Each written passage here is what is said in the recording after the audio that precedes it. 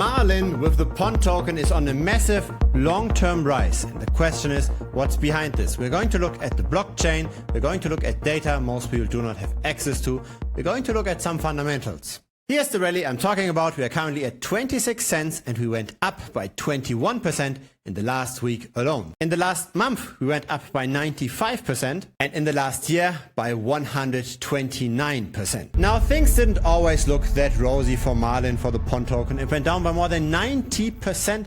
And the reason for that is token inflation. Too many tokens got issued. Too many tokens got issued so fast that not enough investor demand could keep up with all of that issuance. More supply, same demand means a declining price. And that's how that looks like long term. We went from 12 cents all the way to below 1 cent. Now we are recovering somewhat again, right? But we are still far away from the all-time high. Or are we actually? We do have an all-time high here. The all-time high is this. The market cap is at an all-time high. Again, because of the token inflation. Never had there been that much capital bound in the Pond token than today. To drive this all home, have a look at the chart behind me. This is the number of circulating Pond tokens over time. In 2021, we were at 428 million. Now we are at 8 billion. Pretty much a 20x in the supply. That's why the price crashed like this. But here's the good news. That used to be a problem. It's not a problem anymore.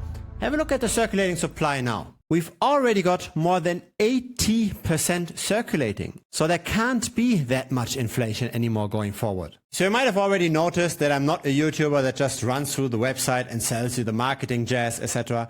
I try to find the information that most people aren't looking at. I try to find the market edge. I try to find out what's moving demand versus supply. The main thing that's important here as a narrative is that we've got decentralized computing similar to Render. So you might have heard of the Render token that had quite a bit of a run a few months ago. There's a way to stake the Pond token, but you don't get much from this. Look at the APRs here. They're somewhere between 1.8 and 13%. Not enough to fight at least the historical token inflation, and probably not even worth playing around with. I always like to look at the programmer activity as well. So here's the GitHub repository. This is where programmers submit their code changes. And we can get an idea of how active the people are actually working on the project. There was an update 2 hours ago, another one 2 days ago. 4 days ago. This does look like quite a bit of activity. This looks positive. This is not a dead project. There's 2 versions of the Pond token, one of them on Ethereum. There's 10,700 holders here. And another version on Arbitrum where we've got 9,000 holders.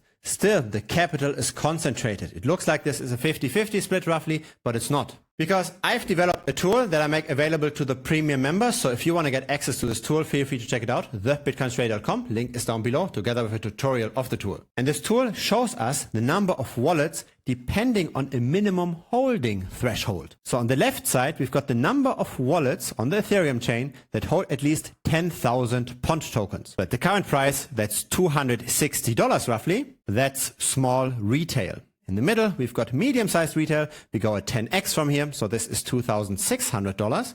On the right, we've got the whales, $26,000 minimum holding of the token, or 1 million tokens in quantity. Those are the long-term charts. All of the wallet cohorts are accumulating. This is good. Here's a chart just for the last 30 days. Not so good. So somehow the market cap of Marlin doubled in the last month, while the number of holders did not. They went down on Ethereum. Here's the same long term on Arbitrum. Note how the numbers in general tend to be here much lower, even though the overall holder size is the same. The amount that's being held is much lower. When we just look at the last 30 days, same thing, no accumulation. Isn't that interesting? We do not see more holders on chain, but we do see this price rally. So this makes me somewhat suspicious, right? This could be manipulation by the very heavyweights.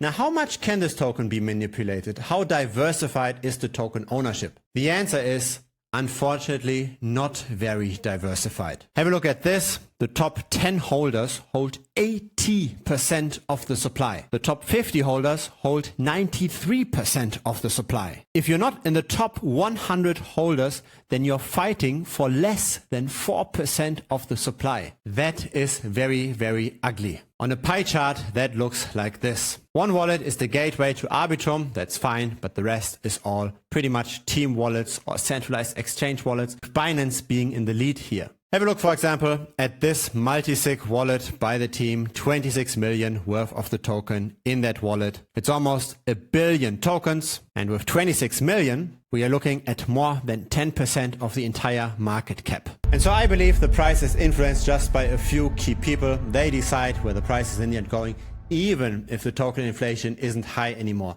Token ownership is simply too concentrated. So any ups and any downs don't happen because a lot of people get attention to this. It simply happens because a few people buy up more of the liquid supply or put some more liquid supply on the market. And so that's why this is one of the tokens that's the hardest to predict, right? We can't have a machine that looks into the brains of those people. If it's your first time here, feel free to subscribe. I publish videos regularly. A like would be very much appreciated as well. It helps the channel grow. There's also a free Telegram. Link is down below. And again, feel free to check out the premium membership. Also, the link is down below.